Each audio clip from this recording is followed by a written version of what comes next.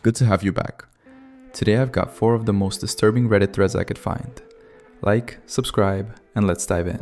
I, a 29-year-old man, moved back in with my mom after her surgery. The number of gifts under our tree keeps growing overnight, and she won't explain why. Posted 5 days ago on r/nosleep. So I need to talk about this somewhere because I am losing my mind a little. My name is Logan. I'm 29, work as a physical therapist, and about 6 months ago, I moved back into my mother Patricia's house to help her recover from knee replacement surgery. It is just the two of us now. My stepfather Gerald built this house himself about 30 years ago. He passed from a heart attack when I was 19. Gerald was quiet, kept to himself, good with his hands. I never felt close to him, but I never had reason to fear him either. He married my mom when I was around 5. Anyway, Patricia's recovery has been going well. I run her through her PT exercises every evening. We cook dinner, we watch old movies. It has been nice, honestly. Familiar. On December 23rd, we decorated the tree together. She sat in her recliner and directed while I hung the ornaments. We put our 8 gifts underneath. 4 from me to her, 4 from her to me. Simple Christmas. I went to bed that night, feeling something I had not felt in a long time. Content. Then Christmas Eve morning, I came downstairs to make coffee and stopped in the doorway of the living room. I counted the gifts under the tree. 11. 3 new packages I had never seen before, wrapped in plain brown paper. Not store-bought wrapping, more like cut grocery bags. Each one had a handwritten tag. A boy named Caleb, a girl named Haley M., and the third name I could not quite make out. The ink had smeared. She knew those names. I called for my mom. She came in on her cane, looked at the tree, and went pale. I asked her what these were. She said maybe a neighbor dropped them off. Maybe the church donation drive got mixed up. Maybe. I watched her face the way I watch a patient who tells me nothing hurts while guarding their left side. I picked up the one labeled Haley M. My mother's voice changed. She told me to put it down. She was not asking. She was begging. Her knuckles white on the handle of her cane, her voice cracking in a way I have never heard from her. I opened it anyway. Inside was a child's winter coat. Not new. The stitching was faded, the zipper pull bent from use. On the inside of the collar, someone had carefully sewn the name Haley M. in neat thread. My mother crossed the room faster than a woman 8 weeks out of knee surgery should be able to move. She snatched the coat from my hands and pressed it against her chest. "Those are not for us to open," she said. But her expression was wrong. She did not look confused. She did not look surprised. She looked like someone who had been caught. I stood there in the living room, holding a piece of torn brown paper. My mother clutched the stranger's coat to her body, like it might scream if she let go. Neither of us said a word. The furnace kicked on. The tree lights blinked. And in that silence, I understood that my mother was not wondering who left those gifts. She already knew. The wrapping paper was still on the floor. I tried 3 more times that morning. Each time my mother gave me less. First it was a neighbor's story again. Then she said her knee was hurting and she needed to lie down. The third time, she just closed her bedroom door without a word. I stood in the hallway, listening to her lock click, and felt like I was 10 years old again, shut out of something I was not supposed to understand. So I went back to the living room. The 2 unopened gifts sat under the tree, beside our 8, like they had always been there. I crouched down and studied them without tearing the paper. The wrapping was deliberate. Someone had cut brown grocery bags into neat rectangles, folded the corners carefully, used clear tape sparingly. The handwriting on each tag was the same. Adult, careful, feminine. Not my mother's handwriting. I checked the front porch next. No footprints in the thin layer of frost on the steps. No unfamiliar tire tracks on the gravel. I had offered to install a doorbell camera for Patricia twice since I moved back in. Both times she told me she did not want one. That refusal felt different now. Something in the handwriting felt like a confession. I sat at the kitchen table with my phone, and started searching the names. Caleb turned up nothing useful. Too common. No way to narrow it down. The third tag was too smeared to read clearly. Could have been Ethan or Nathan. But Haley M gave me something. A local news archive from 19 years ago. A girl named Haley Maddox, 7 years old, vanished from a neighboring county. Never found. The article had her school photo. Dark braids, a gap-toothed smile, a winter coat that looked a lot like the one my mother had pressed against her chest that morning. I set my phone face down on the table and sat there. Common name, I told myself. Common initial. Could be anyone. I brought Patricia tea that evening and sat on the edge of her bed and asked her one more time, plainly, who left those gifts on our porch? She would not look at me, but she said something that has been sitting in my stomach like a stone ever since. She said, Gerald always told her the house would take care of things. I asked what that meant. She drank her tea and said good night. I checked the tree before bed, still 11. I lay in the dark, listening to the walls settle. That particular groan the back addition makes when the wind pushes against it. The part Gerald built last. The part with the crawl space underneath that I have not thought about in years. Still 11, for now. The number had changed. Christmas morning. 14 gifts under the tree. 3 more overnight. Same brown paper. New names. Daniel, Sophie, Marcus. I sat across from Patricia at the kitchen table and told her I was not a child, and she needed to explain this. She finally broke. They have appeared every Christmas Eve since Gerald died, she said. Every year. She tried locking the doors. They still came. She begged me to just put them in the garage and forget about it, the way she does every year. That is how we get through this, Logan. I asked where she stores them. She would not answer that.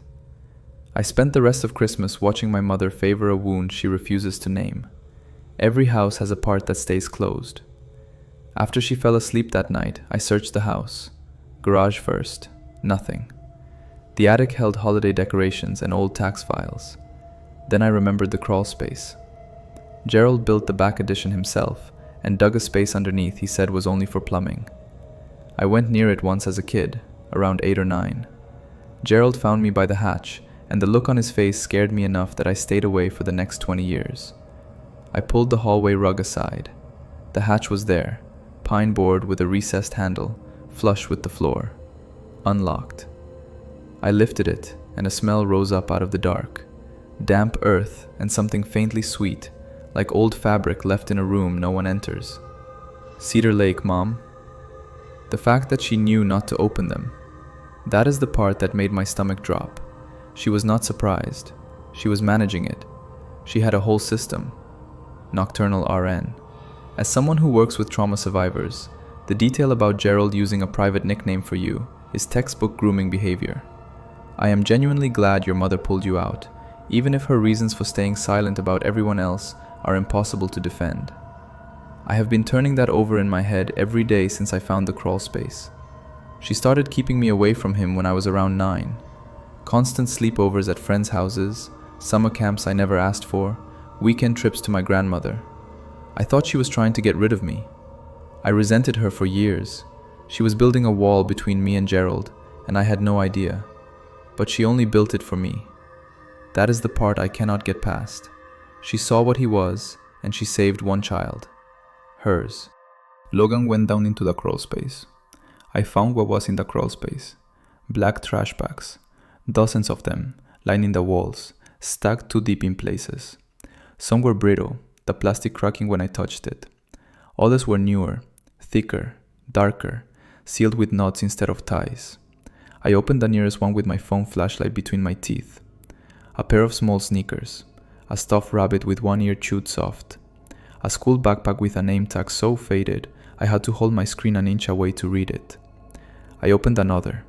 Winter coats, children's mittens, a Bible with a child's name written inside the front cover in crayon. I sat on the dirt floor and started searching the names on my phone. They matched. Missing children from surrounding counties over a span of 22 years.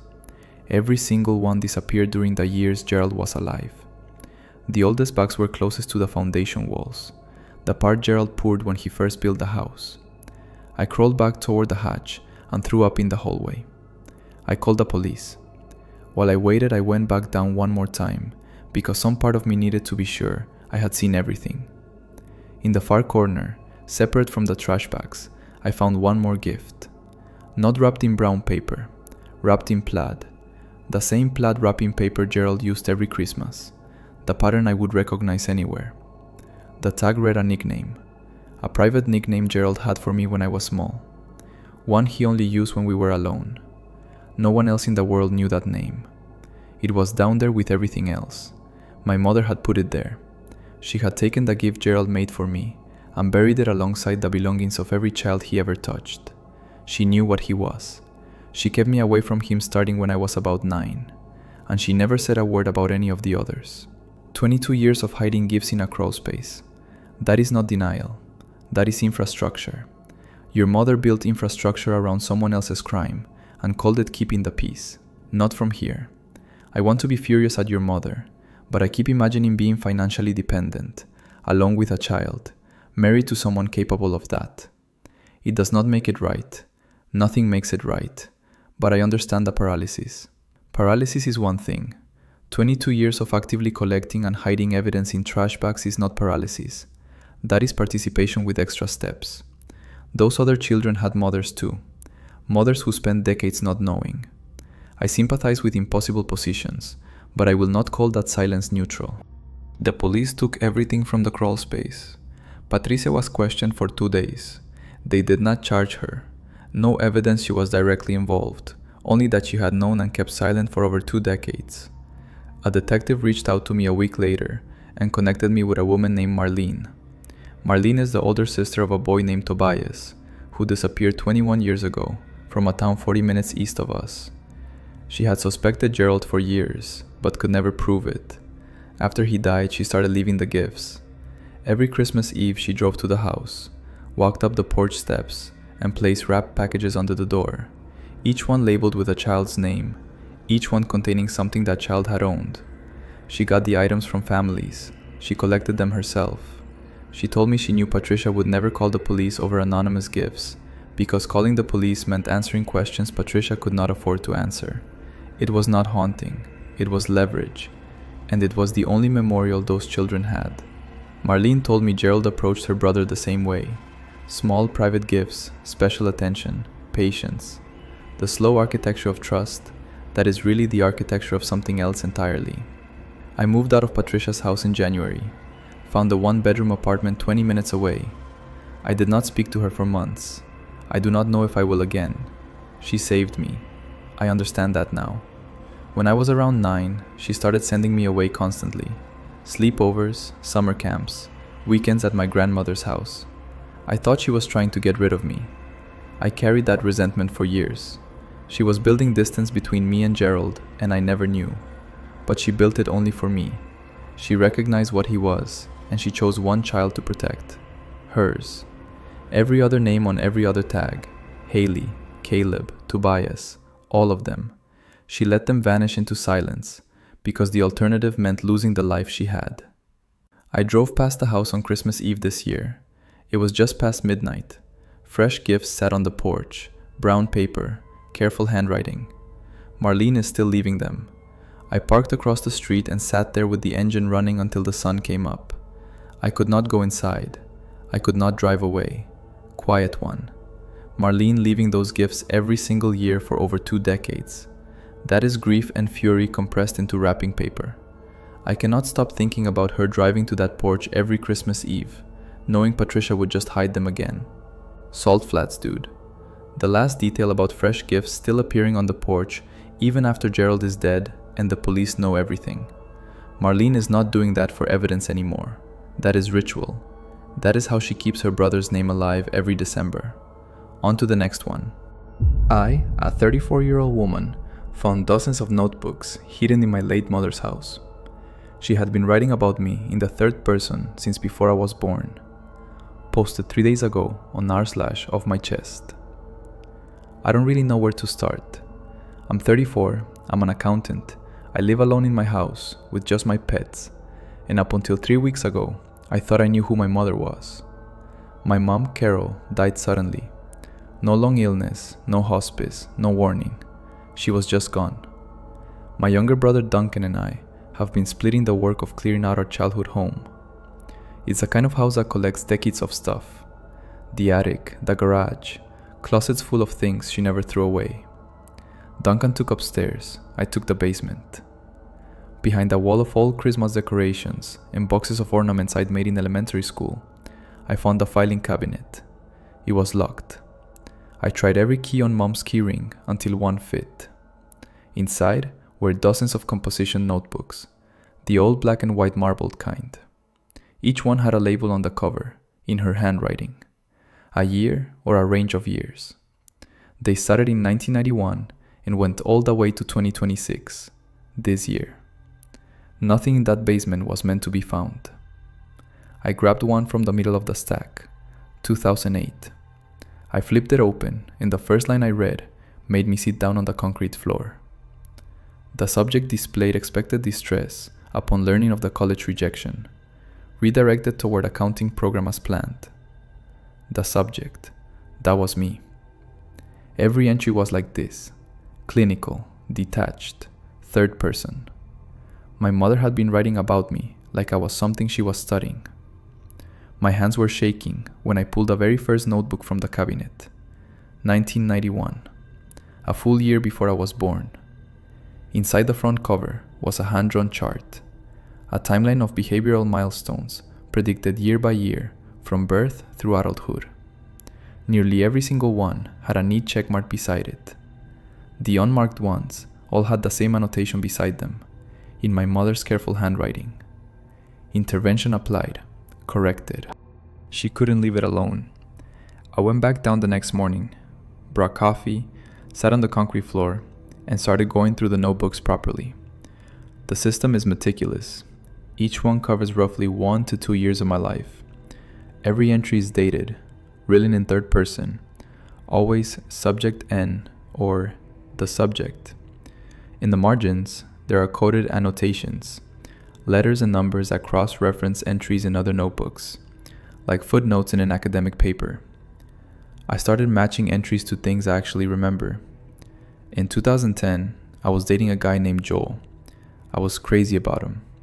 Mom never said she disapproved, but she found small ways to pull me away. Weekend trips home, setting me up at family dinners with sons of her friends, mentioning offhand how Joel reminded her of men who never settled down. I thought it was just normal mom stuff. The notebook entry for that period reads, "Introduced social alternatives and planted doubt regarding long-term viability. Attachment severed within projected timeline. She engineered my breakup and graded herself on the efficiency." That was just one entry. My career. I wanted to be a writer. I was good at it. But Mom kept steering me toward stability, toward numbers, toward something practical. I changed my major to accounting junior year. The notebook calls it vocational correction, low resistance. Low resistance. Like I didn't even put up a fight worth noting. And my cat. 3 years ago, I adopted her after a really lonely stretch. The entry reads, "Subject N acquired domestic companion. Predicted coping mechanism for isolation phase. On schedule." My loneliness was on her schedule. I called Duncan from the basement floor. I could barely talk. He drove over and we went through the cabinet together. Here's what we found. There are no notebooks about Duncan. Not a single entry. Not one mention of him anywhere in the system. But tucked in the very back of the cabinet, there was a single manila folder with his name written on it. We haven't opened it yet. I don't think either of us is ready. This wasn't a diary. This wasn't a quirky mother being overprotective. This was a project that spanned 35 years, and I was the only subject. The notebooks weren't finished with her yet. The later notebooks are different. Starting around 2015, there are sections in the back that aren't entries about me. They're drafts of letters. My mother was writing to someone, reporting on my progress in the same clinical language. The recipient is never named, only referred to by a single initial, P. The tone is nothing like anything I ever heard from my mother. Deferential, like a research assistant updating a supervisor. P. Subject N has completed vocational transition. Salary benchmarks align with projected financial independence timeline. Awaiting further protocol for interpersonal phase. My mother, who sang to me at bedtime and made me soup when I was sick, wrote those words about her own daughter. The interventions weren't hers, they were assignments. Someone told her what to do to me, and she reported back like it was her job. Who was P? The 2026 notebook only had a few entries. The last one dated 2 weeks before Mom died. Inside the back cover was a sealed envelope containing a small key and a note in Carol's handwriting with a bank name and a safety deposit box number. I haven't gone to the bank. Every memory I have of my mother is contaminated. The way she hugged me after my first breakup. Was that comfort, or was she monitoring the results of something she engineered? When she told me she was proud of me for choosing accounting, was she proud or relieved I'd followed the protocol? She kept writing right up until she died. 35 years. Whatever is in that box, it's connected to P, and I think P is the reason all of this exists. Mild vertigo. The third person is what breaks me. Your own mother writing about you like you were a specimen under glass. I am so sorry, Natalie. No signal here. The checked off milestones are what is making my skin crawl. How many of your major life decisions were actually yours? Like genuinely, how would you even begin to untangle that? Second wind. When you say, intervention applied, corrected, do you know what she actually did? Did she write down the specific interventions? Some of them, yes. There is an entry from when I was 15 where she wrote that I was forming an attachment outside projected parameters. That was my first boyfriend, Caleb.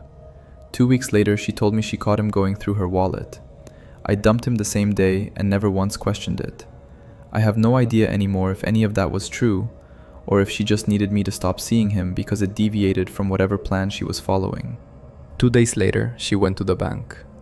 I found the safety deposit box and I wish I hadn't. I took Duncan with me. Inside the box, there was a manila folder stuffed with letters. Decades of correspondence between my mother and a man named Philip Adler. My father, according to every story I was ever told, died in a car accident before I was born. Philip Adler is not dead. He is a behavioral psychologist. He and my mother conceived me deliberately as part of a longitudinal study he designed, an experiment in what he calls guided human development. The letters go back to before I was born. Philip wrote the intervention protocols, every single one. My mother carried them out and reported back. His letters are warm but clinical. He asks about the subject's progress, about developmental benchmarks, about whether the latest intervention produced the predicted behavioral shift. He never once calls me his daughter. Tucked in the back of the folder was a printed copy of an academic paper. Philip Adler, lead author. The title is about longitudinal behavioral outcomes in guided developmental environments. The dataset is labeled Subject N. He published my life. My entire life is sitting in a journal somewhere, reduced to tables and percentages, and I never knew it existed until I opened the dead woman's safety deposit box. Grackle and Sons. Has your brother read any of the notebooks yet? If he is listed as a control subject, he absolutely deserves to know what that means. Overnight Shift RN. Wait, you said the study approval ended when you were 12, but the journals kept going for another 22 years. That means someone was still collecting those photocopied pages. Who? Deer Path Road. I lost my mom 3 years ago, and finding something like this would have shattered every good memory I had of her. I do not know how you are holding yourself together right now. Grackle and Sons. That is what I keep circling back to. Every birthday party, every time she stayed up all night when Natalie was sick, every piece of life advice. Was any of it just because she loved her daughter? Or was all of it data collection? I honestly think the answer might be both, and that might be the worst part of the whole thing. She found the paper. Someone in the comments tracked it down before I did. I found it online and read it in my kitchen at 2 in the morning. My entire life is compressed into graphs, regression tables, and percentages. exposed to structured parental intervention versus a control baseline across 34 years. The dataset has been downloaded over 400 times by other researchers. People I will never meet are building their own work on top of my life, and they have no idea I'm a real person. We finally opened Duncan's folder. His pages all carry the same label: control, no intervention. My brother was the baseline. He was left alone so that my results would mean something. Every choice he made freely was only valuable to them because it could be measured against every choice that was made for me. Philip Adler's final letter to my mother was written about 3 months before she died. Most of it is clinical, routine. But the last line is the one I cannot stop reading. She became exactly who we designed her to be. I am 34 years old. I am an accountant. I live in a quiet house with my pets. I chose this life, or I thought I did. Every single one of those facts might have been decided for me before I was even born. I have contacted a lawyer. I have not contacted Philip Adler. I do not know if I will. Part of me wants to call him and scream. Part of me is terrified that if I hear his voice, I will recognize something familiar in it. Some mannerism my mother trained into me that came from him all along. Duncan and I sat in my kitchen for a long time after we read the folder. Neither of us cried. We just sat there. He was the one they did not think was worth shaping, and I was the one they shaped into exactly what they wanted. I do not know which of us got it worse. Psych undergrad. I study behavioral psychology, and what you are describing is a completely longitudinal study. There is no way this had proper IRB approval past the initial phase. Please contact the university's Research Ethics Board immediately. Grackle and Sons. Duncan being the control subject means your mother loved you both, but she loved the study more. That is the part I cannot get past. That is the part I cannot get past either. She did love us, I know she did. But she loved whatever this project was, enough to turn one of her children into an experiment and the other into a measuring stick. My lawyer says we have options. Duncan says he needs time. I'm giving him all the time he needs, because at least that is one decision I know is mine. On to the next one. Last Monday, every person in my town started calling me by a name that isn't mine. Posted to r/nosleep 3 days ago. My name is Nolan. I am 33 years old. I work as a bookkeeper for a small accounting firm in upstate New York, and I have lived alone in the same quiet house for the past 6 years. Nothing about my life has ever been remarkable, and I liked it that way. Last Monday started the same as every other Monday.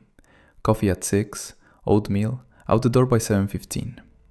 I pulled into the office lot at 7:45 and walked in like I always do. Dale Briscoe, the guy who sits 2 desks over, looked up from his coffee and said, "Morning, Garrett." I stopped. I said, "What did you just call me?" He blinked at me like I had asked him what color the sky was. He said, "Garrett, your name." I told him my name is Nolan. He gave me this look, confused, a little annoyed, shrugged, and said, "Whatever you say, Garrett." I figured it was a joke, a bad one, but Dale has never been funny on purpose. I let it go. At lunch, I walked to the post office to mail a package. The clerk behind the counter smiled and said, "Afternoon, Garrett." I had never seen this woman call me anything before. I barely go in there, but she said it like she had known me for years. The name followed him home. That evening, I called my younger sister Marin. She picked up on the second ring and said, "Hey Garrett, what is up?" I gripped the phone so hard the case creaked. I said, "Marin, my name is Nolan. You know my name is Nolan." She went quiet. Not the kind of quiet where someone is thinking of what to say. The kind of quiet that stretches out until it starts to feel like something is wrong with the line. Then she said, very flat, very calm, "I do not know anyone named Nolan.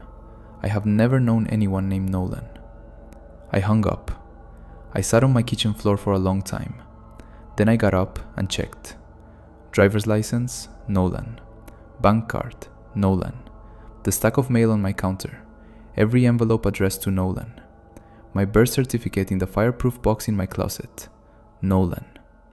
Nothing on paper has changed, but every single person I know, every person I have spoken to since Monday morning, is completely certain that my name is Garrett, that it has always been Garrett. The paper trail says I exist. The people say I do not. Has anyone here ever experienced anything like this? Because I do not know which record to trust anymore. The documents, or everyone I have ever loved. He had to be sure. I spent Tuesday and Wednesday running it down like a bad line item. I am a bookkeeper. When something does not reconcile, I do not ignore it. I trace it back until it does. I called 2 friends from college. I called my former boss at the firm in Albany. I called a cousin I have not spoken to in over a year. Every single one of them called me Garrett. No hesitation, no humor, no awareness that anything was off. On Wednesday evening, I walked next door to see Mrs. Pruitt. She is in her late 70s and has lived in that house since before I moved in 6 years ago. She used to leave casseroles on my porch when I first arrived. She knows me. She opened her door, smiled, and said, "Garrett dear, you look pale. Are you feeling all right?" I took out my driver's license and held it up to her face. I pointed at the name, Nolan, printed right there. She squinted at it for a long time, then looked back up at me with genuine concern and said, "I do not understand what you are showing me, Garrett." She was not lying. She was not confused. The name on the card simply did not exist for her. The ink said one thing. Every pair of eyes said another. Thursday, I went to the bank. The teller pulled up my account, filed under Nolan, the same account I have had for years, processed my withdrawal, handed me the receipt with my name printed at the top, Nolan. And the entire time she called me Garrett. She looked at a screen that said Nolan and spoke the name Garrett without a flicker of contradiction. The digital record, the paper record, every official system still knows who I am. But the human record has been completely overwritten. Every memory, every instinct, every voice that has ever said my name now says a different one. I started sleeping badly after that. I would wake at 2 or 3 in the morning, certain that someone was standing in the hallway outside my bedroom. I would get up and check and find nothing. But the house felt wrong. Not dangerous exactly, just unfamiliar. The way a place feels when you walk into someone else's home for the first time. I have lived here for 6 years, and suddenly it felt like I was trespassing. I started wondering if maybe I was. He needed to see her face when she said it. That Friday, I drove to Marin's apartment. She opened the door and said, "Hey Garrett, come in." No pause, no performance. I sat her down at the kitchen table and asked her to say my full name. She said Garrett and her last name, without blinking. I had brought my birth certificate from home. The name, Nolan, printed right there, 33 years ago. Marin stared at it for a long time. Then she said, quietly, that it must be a mistake, a forgery maybe. She pulled out her phone and started scrolling through old photos. Holidays, birthdays, family dinners. Every caption referencing me said Garrett. Text threads between us, Garrett. Group chats with cousins, Garrett. I opened the same conversations on my own phone. On my screen, every message said, Nolan. We sat 2 feet apart, reading the same history and seeing 2 different names. Which phone was lying? After that, I started recording every conversation. I needed proof I was not the one who was wrong. I would talk to someone, Dale at the office, the clerk at the hardware store, anyone, and hit record. At night, I sat alone in my kitchen and played them back. Every single person said Garrett. No slips, no hesitation, no moment where the real name almost surfaced. I searched the name Garrett along with my town online. Nothing useful came up. A few unrelated profiles, an old newspaper clipping. Nothing connected to me or my house. So I searched the house itself. Every closet, every drawer, the boxes in the basement, the crawl space in the attic, where I had not been since I moved in. Dust and insulation and nothing else. I reconcile numbers for a living. My whole career is making 2 columns agree. For the first time in my life, the ledger will not balance. Real talk, Maya. The part where your own sister did not recognize your real name is what got me. That is not a prank. That is not friends messing with you. Something is deeply, fundamentally wrong. Just a lurker. Have you searched the name Garrett in your county property records? If someone by that name actually existed in your town, this might not be random. It might be attached to the house itself. I did. Garrett Voss owned my house before I bought it. Disappeared 9 years ago. The house sat empty for 3 years before I moved in. I lived there for 6 years and never heard that name once. Not from a single neighbor, not from the realtor, not from anyone. Then, last Monday, it was the only name any of them had for me. A few days later, the OP came back. My sister told me about the dreams. I took the advice from the comments and went through the house again. I had already searched the closets and the attic, but there was one thing I had never moved. The old cast iron radiator in the hallway. It has been there since before I bought the place. I got on my knees with the flashlight and reached behind it. My fingers touched paper. I pulled out a crumpled, yellowed flyer. A missing person flyer. The photo showed a man I had never seen before. Stockier build, different face, different hair. Nothing like me. The name printed beneath the photo was Garrett Voss. Missing from this town 9 years ago. I drove straight to Marin's apartment. I held up the flyer and asked her to tell me who she saw. She looked at this stranger's face, a man who looks nothing like me, and whispered, "That is you. That has always been you." Then she broke down. Marin told me she had been having the same dream every night for months. She had been too frightened to tell anyone. In the dream, she is standing on the back porch of my house. The boards beneath her feet are soft, almost rotten. She can feel something underneath, someone. She cannot see a face, but she hears a voice rising through the dirt and the wood, repeating one word: Garrett, Garrett, Garrett. I sat at her kitchen table holding a flyer with a stranger's face and a name that everyone I know insists has always been mine. My birth certificate says Nolan. My license says Nolan. Every document I own says Nolan. But my sister looked at a photograph of a man who disappeared 9 years ago, a man who looks nothing like me, and said it was me. I have spent my career making 2 sides of a ledger agree. For the first time, I cannot tell which side is wrong. Old Town VT girl. I grew up in a small town in Vermont, and something eerily similar happened to an old man on our street. One week, everyone just started calling him by his dead brother's name. He was gone within the month. Nobody talked about it after. Carbon monoxide PSA. Before anything else, please get a carbon monoxide detector if you do not have one. Confusion, shared perception issues, memory distortion. CO poisoning can cause all of it. Rule it out first.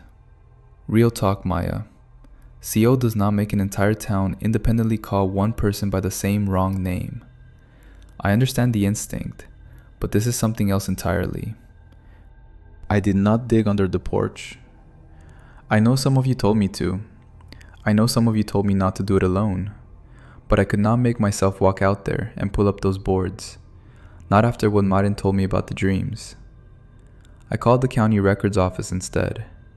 Garrett Voss was the previous owner of my house. Last seen 9 years ago. Listed as a missing person. No resolution, no leads, no body ever found. The house sat empty for 3 years after he vanished before I bought it. I listed the property with the realtor within 48 hours. I packed what I could fit in my car and drove 2 hours south to a small town where nobody had ever heard of me or Garrett Voss or any of it. I told myself it was done. For 3 weeks, it almost felt true. People in the new town called me Nolan. My name worked again. I introduced myself and nobody flinched. Nobody corrected me. Nobody looked at me like I was confused about who I was. 3 weeks. That was all he got. Last Tuesday, a piece of mail arrived at my new apartment. Not forwarded from the old address, sent directly to the new one.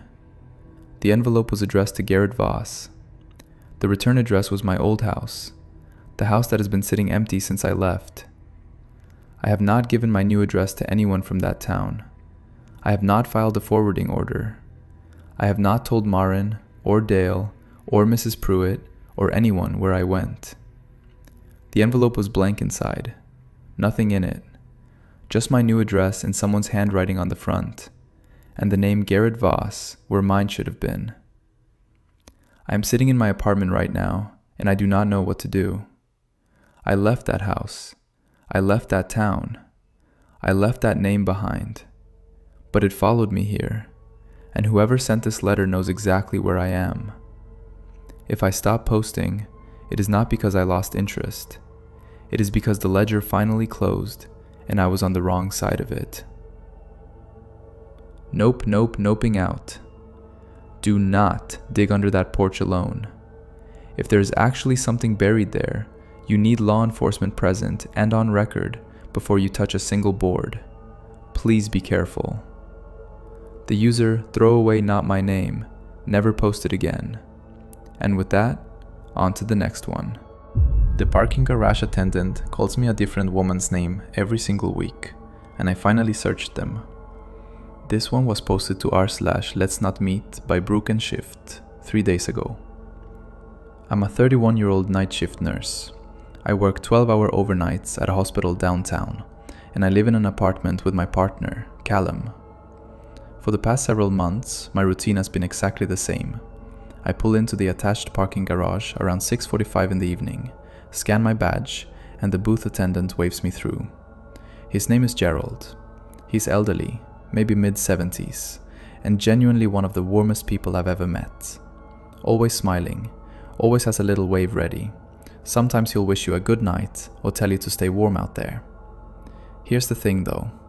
Every single week, Gerald calls me by a different woman's name. Not Brooke. Never Brooke. The first time it was Catherine Marsh. The next week, Diana Hollis. Then Laura Vance.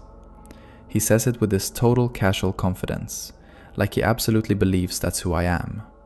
I laughed it off at first.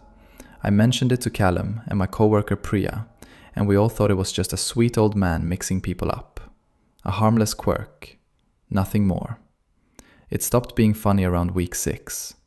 But after a few more weeks, something started to bother me.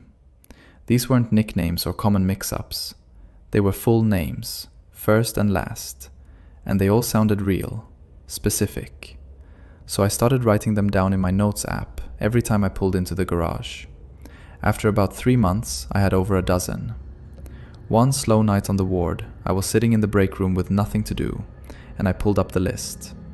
I don't even know what made me do it, but I typed the first name into a search along with our city. The result came up right away. Catherine Marsh had filed a police report 8 months prior about being followed. I just stared at my phone. Then I searched Diana Hollis. Same thing. A police report, same city, different precinct, filed about a year before.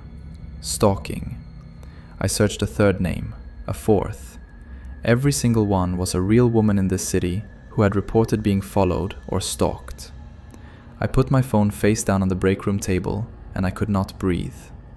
This kind, confused old man who waves me into the garage every week has been greeting me with the names of stalking victims, one after another, for months, and I have no idea how he knows them. She sat with those names for the rest of her shift. When I got home that morning, I told Callum everything. The list, the search results, the police reports. He went quiet and then did what Callum always does. Tried to find the rational explanation. Maybe Gerald watches the local news and the name stuck. Maybe he overheard them at the hospital. I wanted to believe that, but some of those reports were barely a month old and never made the news. These were not names you pick up from a headline. I started paying closer attention to Gerald after that. Every time I pulled into the garage, I watched him. He was the same as always. Warm smile, little wave, a name that was not mine. But I noticed things I had been brushing off. He would fumble with the ticket machine for half a minute before remembering how it worked. He would start a sentence and restart it mid-thought like he had lost a thread. I am a nurse. I have worked with elderly patients for years. I know what cognitive decline looks like, and Gerald had it. Possibly vascular dementia, possibly something else, but something was clearly wrong. That made the whole thing worse. If his mind was deteriorating, he was not choosing these names on purpose. So where were they coming from? Someone else had been watching too. About 2 weeks later, Priya and I were on break and I brought up Gerald again. She listened and then asked me something that stopped me. Had I noticed that Gerald is not always the one in the booth? Some nights there is a younger guy, maybe mid-20s, similar build, similar coloring. She was right. I had seen him. I just assumed he was a relief attendant covering Gerald's nights off. After that, I started tracking it. I kept notes on which nights Gerald worked and which nights the younger guy was there instead. Gerald was there Mondays and Wednesdays. The younger guy covered Thursdays and Fridays. Here is what got to me. Gerald would greet me, fumble with the gate, smile, call me the wrong name. The younger guy barely acknowledged me. He sat behind the glass with his eyes on the monitors. Not his phone, not a book, the monitors. The CCTV feeds showing every level of the garage, every walkway, every car, every person walking to their vehicle, alone at night. He never said hello. He never waved. But one Thursday, as I pulled through the gate, I glanced in my rearview mirror and caught him. He had turned in his chair and was watching my car until I rounded the corner out of sight. The names kept pulling her back. I started parking on a different level every shift. When Priya and I worked together, I asked her to walk out with me at the end of the night, and she never asked why. On slow shifts, I kept researching the names. I found local news coverage on 2 of them. One woman told a reporter that whoever followed her seemed to know her exact routine, where she parked, what time she left, which exit she used. I wanted to go to the police, but every time I rehearsed the conversation, it sounded absurd. An elderly man with memory problems calls me the wrong name, and those names happen to match stalking victims? Callum believed me, but was practical.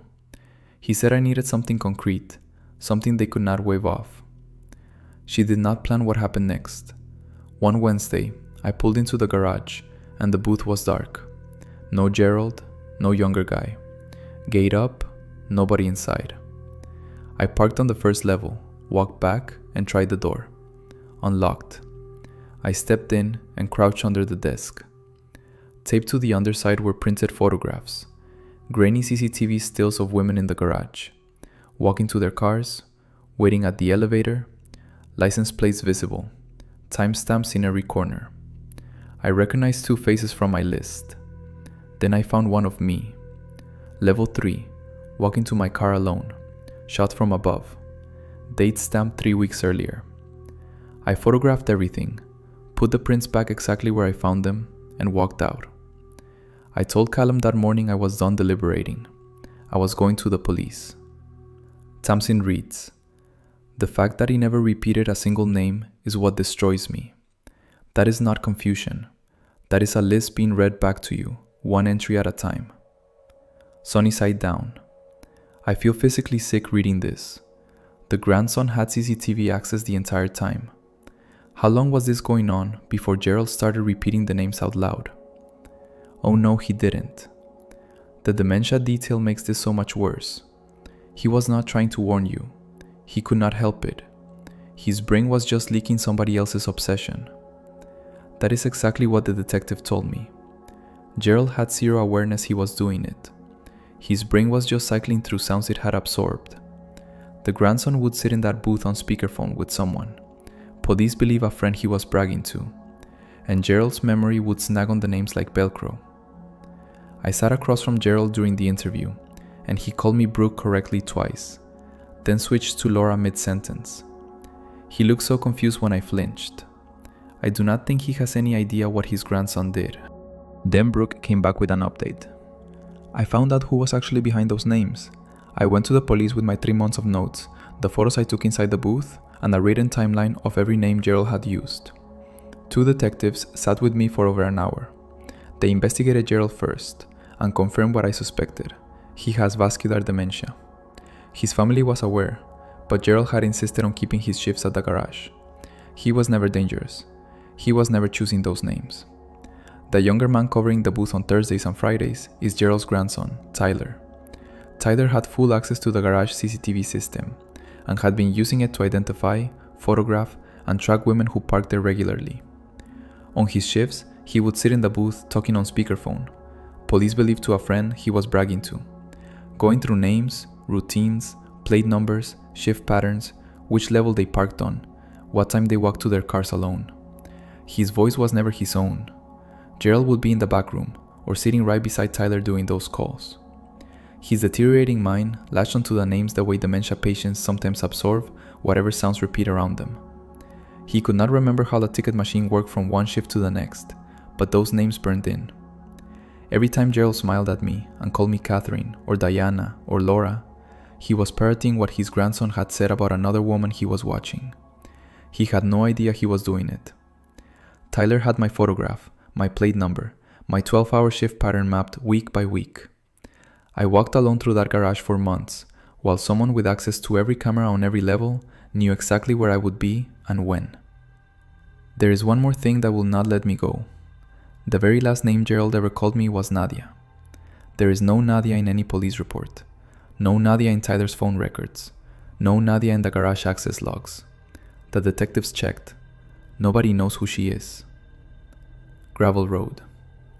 I work nights too, and I am suddenly rethinking every interaction I have ever had with garage staff. This is genuinely horrifying. J. Castillo. Nadia is the part I cannot stop thinking about. If she never filed a report, that could mean a lot of things, and none of them are good. Tamsin reads. Same. The fact that every other name checked out against a real police report makes it nearly impossible to write Nadia off as random noise.